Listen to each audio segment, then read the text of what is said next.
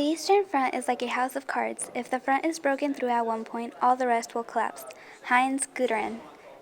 The Eastern Front of World War I. For dummies. I mean high schoolers. The Eastern Front was lesser known despite its vast covering with boundaries from the Baltic to the Black Sea. The terrain is generally full of mountain ranges, but there was so much area covered that it was various in general. It is cold most times, but becomes freezing and snowy in winter months. The majority of soldiers positioned in this area were Russians and Germans, although Austria-Hungary, Bulgaria, Romania, Britain, France, and the Ottoman Empire did of course send people to fight for their respective sides. When Turkey joined the side of the Germans, the Russian military had less supplies and necessary equipment. This heavily impacted the Russian involvement. Casualties were as high as the Western Front. However, the form of warfare was different. While the West was known for its trench warfare, the East preferred older methods. This is partially due to Russia's later start to modernization and industrialization. The East moved quickly for their forward combat. Russian soldiers had very high mortality rates as they chose to move in waves with less efficient strategies. The borders adjusted dramatically due to this. The most important battles on this front were Russian offensives like the Battle of Tannenberg and Masurian Lake. From August 26th to the 30th of 1914, the Russians had more soldiers than the Germans. In earlier battles, there were losses with devastating impacts, however, which caused a stir of doubt within the Allies. There were two battles. The first battle was at Tannenberg, which led to a German victory, and the other was the First Battle of Masurian Lake, which took place between the 9th and the 14th of September, marking the second victory in the war for the Germans. The Second Battle of Masurian Lake was in February 1915.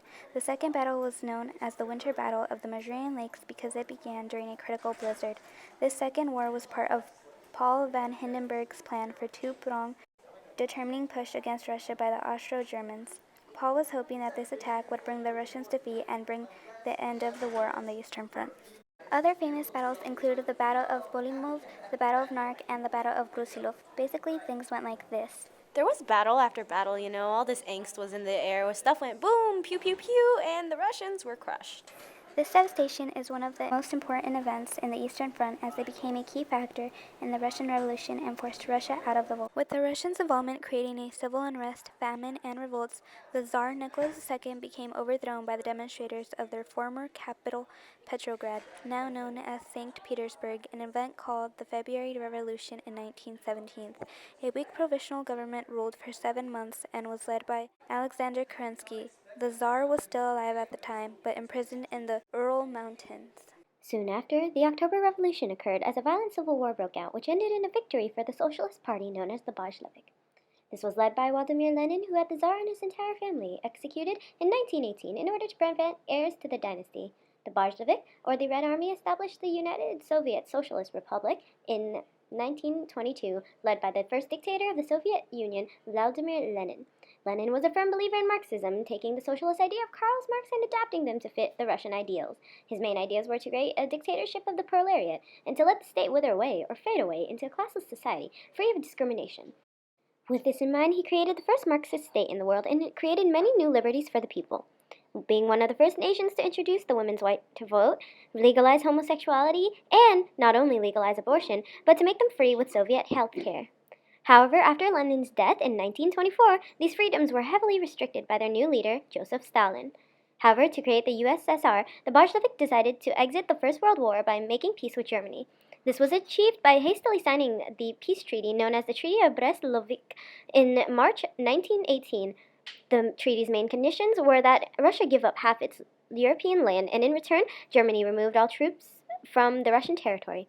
Losing the land was a serious blow to the Russians because the territory contained 25% of the Russian population, 25% of its agriculture, and 90% of its coal mines.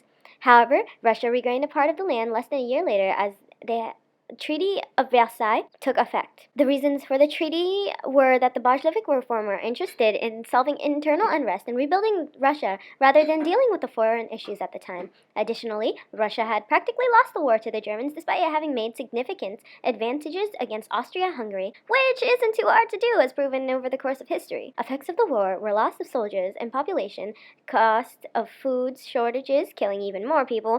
Russia also intended to build friendly ties with major world powers and remain neutral until the USSR was strong enough to form official alliances, which kind of worked until Stalin took over. Yeah.